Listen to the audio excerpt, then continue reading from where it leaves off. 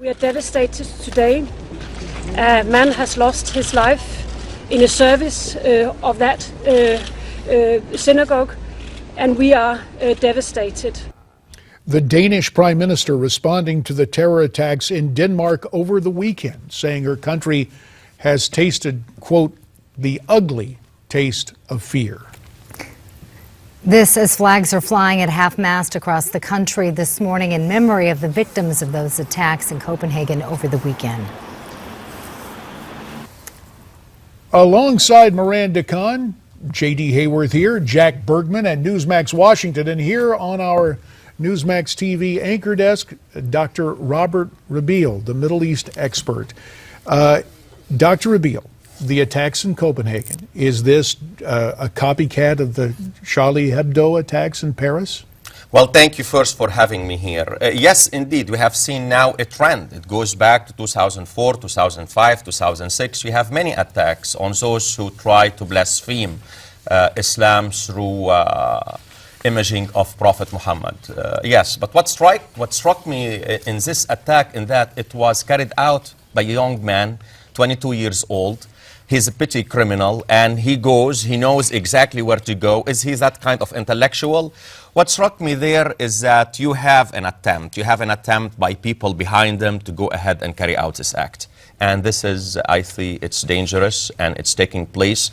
And the Danish authority and European authorities throughout Europe, they have to work. Because as I mentioned here at one time, they have lists.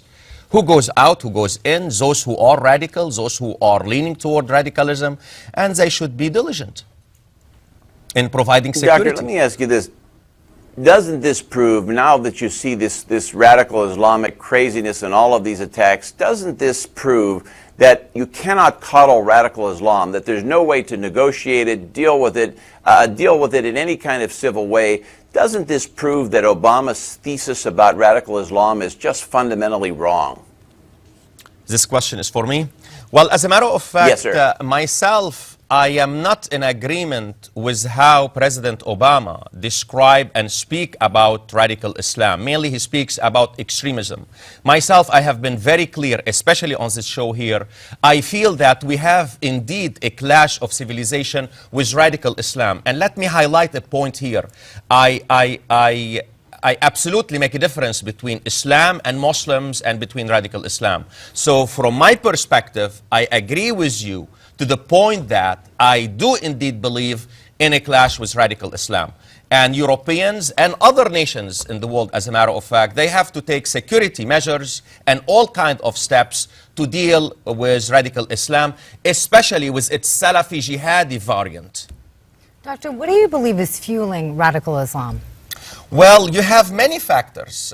First, you have the ideology, and the ideology prey on people who are alienated, who are not happy, who have serious problems, and then they are told that Muslims are indeed the target of Western attack, a target of Americans, imperialists, of Zionists, and they tell them, look throughout and look what's happening to Muslims. They are afflicted by many problems, and the cause are the Crusader, the cause are the Western, as led by United States.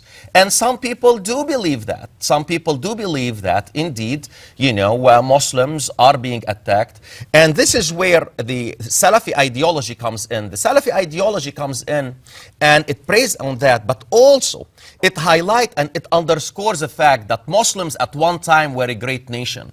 Muslims in the golden age of Islam, they expanded the realm of Islam. They ruled. And why? Because they walked in the footsteps of Prophet Muhammad. So mainly you have those two major factors. We have to go back to the way of Islam, to the golden age, and we are afflicted, we are being fought. So what we are going to do about it? The Salafi jihadi believe only through jihad you are going to address this humiliating conditions of the Muslim world now. This is how do they believe. And the problem is this ideology is having traction. It's having traction throughout. Look what's happening in Libya. Look what's happening in Lebanon. Look what's happening in Jordan and everywhere. It's having traction, and they are saying to them, listen, we are the safe sect of Islam. We are the victorious sect of Islam, and we are going into what they call a jihad in the path of Allah.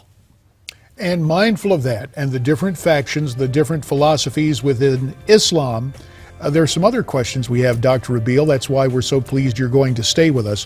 When we come back, we're going to talk about what appears to be a rising wave of anti-Semitism in Europe.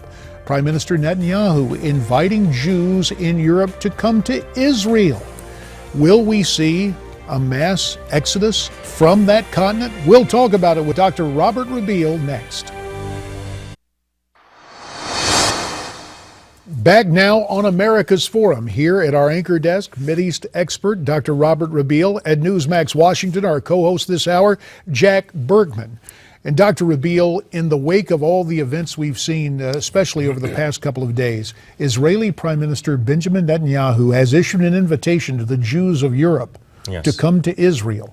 Do you expect to see a mass exodus of European Jewry now to Israel? Well, I fully understand the care and concern the Prime Minister has showed regarding what's happening in Europe, and also what many Israeli, especially the government of Netanyahu, believe that this attempt on Jewish life is not going to end. So he thinks that, and rightly so, they are going to have an attempt. Now, would I like to see an exodus of Jews going to Israel? I would like to see the Jews. They are part and parcel of Europe.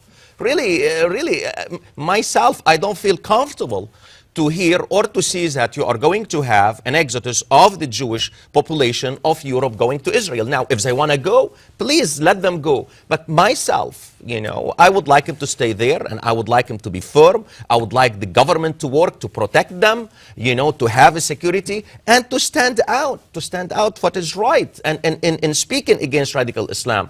So I have mixed feelings about it. Yes, I would like him to be safe. I would like him to live in peace and stability in the heart of Europe. Let's not forget, we are talking Europe. We are talking the heart of enlightenment and Renaissance. And for these things to happen is really, it's terrible. Doctor, let me ask you this, Please. Jack Berkman here. Given that we now know that religious persecution is on the rise by radical Islam against Christians and Jews and frankly others, isn't that all the more reason to worry about European societies becoming Arab? And we've covered this topic extensively on my radio show. Are you concerned that Britain, France, Spain, all of these countries are becoming Arab?